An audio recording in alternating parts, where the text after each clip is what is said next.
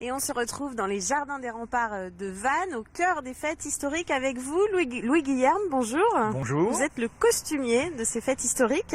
Alors vous avez 400 figurants à habiller pour cet événement.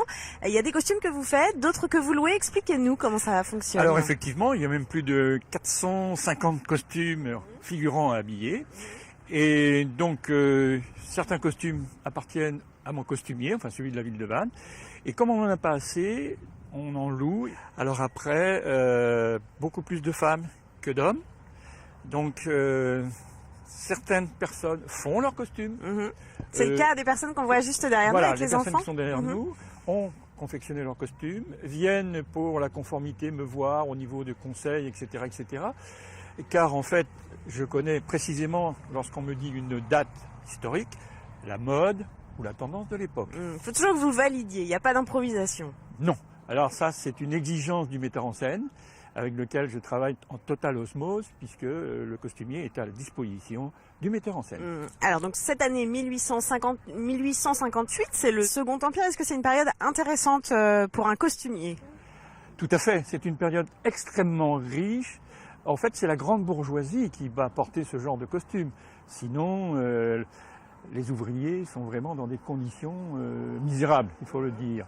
Alors là, on a le vêtement de la journée. Le matin, on reste avec de grandes robes de chambre, très très jolies, avec des tissus riches. L'après-midi, pour les dames, ce sont des robes droites, amples. La tendance est toujours au ras du sol. On ne monte pas ses chevilles. Et puis le soir, en fonction de l'occupation, si on va au bal, par exemple, la valse, c'est l'époque, eh bien, on va porter des robes à crinoline. Alors, c'est l'image que l'on donne, tout de suite. Dans cette époque, on ne voit que cela. Alors, la difficulté pour vous, c'est qu'on change d'époque chaque année. En fait, historique, vous aviez assez peu de costumes, finalement, sur le Second Empire. Voilà. Alors, moi, je suis averti de la période au mois d'octobre. Et il m'appartient, là, aussitôt, de commencer à cogiter, si j'ose dire, les costumes que je vais faire. Donc c'est pour ce faire une équipe bénévole, puisque l'ensemble de l'équipe du costumier est bénévole, 4 couturières, et puis quelqu'un que l'on oublie toujours, ce sont les accessoires, les chapeaux. Donc j'ai une dame qui est spécialisée dans les chapeaux et les petits sacs à main.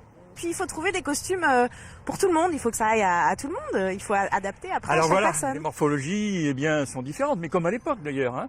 Donc il faut techniquement adapter. Alors pour les dames, c'est la taille, c'est la poitrine. Pour les hommes, c'est les épaules et aussi au-dessus de la ceinture.